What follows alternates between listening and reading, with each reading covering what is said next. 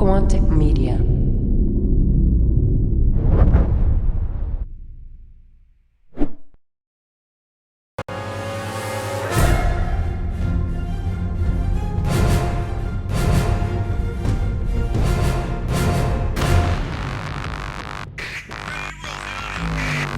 Yo, what's going on YouTube? Doom49 here, bringing you a Battlefield 3 analysis of the vehicles, including the jets and helicopters. Now, the first thing we notice here off of this scene is the vehicle this person is driving. Now, this is confirmed as the Growler ITV because not only do we see the vehicle's structure, but we notice in the bottom right there, we notice that it's a 3-man seat and one of them is a gunner seat. Now, here's a picture of the Growler ITV. Now moving along here, you can see the Growler ITV on the left there, and I'm going to slow it down on this frame so I can show you guys the VDV buggy and the Hummer. Now the VDV buggy is a lightweight armor and is a fast transport vehicle, as well as the Growler ITV, but the Hummer is an armored vehicle, and there's also going to be a Vodnik, which I don't have any footage for, so I'm going to be showing you a picture of the Vodnik from Bad Company 2 that will be involved in this.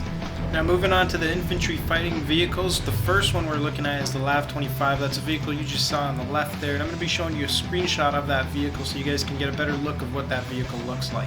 Now the next vehicle is the Bmp-2 M, which will be used on the Russian side, and the reason I'm showing you the inside of the LAV-25 is because both of these vehicles are infantry fighting vehicles, but also carrier vehicles to carry a number of troops to located sites. And here's a screenshot of the Bmp-2 M for you guys to see what it looks like. Now the next vehicles we're looking at in the bottom left is mobile anti-airs, which is the LAV-AD you see on the bottom left, and the Russians also have a mobile anti-air, which is the Tunguska, and I'm going to be showing you a screenshot of that because I don't have any footage on that of trailers they've released. Now the next vehicles we're going to talk about is the main battle tanks, and you can see that the M1 is driving up right here, and the second main battle tank is the T90, which you see in the bottom right. The next vehicles is the Scalp Helicopters, which is the little bird you can see right here, and the Z11W, which should both be able to do damage to infantry, but I don't think they'll be able to do that much damage to vehicles. Now these next two helicopters, I don't have any footage on them, but they are transport helicopters, being the Venom and the KA-60.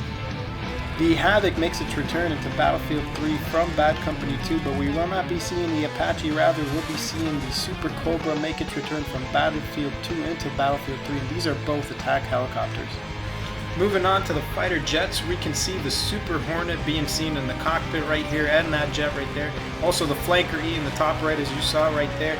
These will be both the fighter jets. The Super Hornet will be for the US side, and the Flanker E will be for the Russian side. As seen in Conquest, it will be US versus Russia, and these are some nice warfares going on here. It seems to be moving slow for when a tank is shooting at it, but that doesn't seem to matter in the air.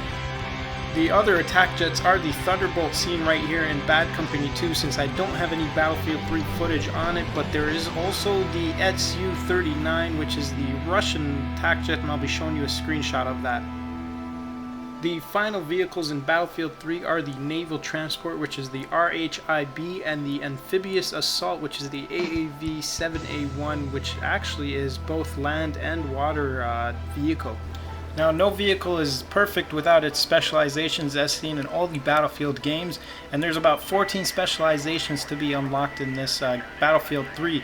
Now, the first two is Coaxial MG and Coaxial Heavy MG. Now, I'm not too sure if you'll be able to use all these specializations on every vehicle, or only certain vehicles can use certain specializations. Now, the Coaxial Heavy MG will most likely be able to do damage on infantry only, while the Coaxial Heavy MG will not only be able to do damage to infantry on the ground, but also to jets and helicopters. Now the next specialization is the Canister Shell, which is most likely like the strong warhead seen in Battlefield Bad Company 2. While the next specialization is the guided shells, which I'm not too sure if that will be guided using a tracer dart, or guided after taking the shot, or guided through infrared. Now the next one is self-explanatory, being zoom optics and thermal optics, while the seventh specialization is the IR smoke, standing for infrared smoke, and I'm not too sure if this infrared smoke, once deployed, will prevent any guided missile from hitting you or cause the thermal optics to have a hard time from seeing you. Now moving on to the next specializations, we have Reactive Armor, which I believe is the same as having the Strong Armor in Bad Company 2. There's also Maintenance, which I'm not too sure what that does, but I'm going to assume that allows the vehicle to keep moving before it gets immobilized, or possibly not allowed to be immobilized at all. The next specialization is Belt Speed, which is pretty much only for the tanks to allow them to move faster on the ground. And there's also Thermo Camel, which I believe is short form for Thermal Camouflage, to prevent any tank or vehicles, for that matter, from seeing you with thermal optics. Now there's also Autoloader, which I believe is to make it a quicker reload after taking a shot. There's also Proximity Scan, which should be similar to what we see in the Spec perk in Bad Company 2. When looking at the minimap, you can see if enemies are near your vehicle. And there's also the CITV station, which should be what's seen in Battlefield 2, which is, can be selected for the helicopter and allows you to shoot a guided missile that you can guide after shooting it. That sums it up here for the Battlefield 3 vehicle analysis. I hope you guys liked it. Comment, rate, subscribe, and I'll see you guys around.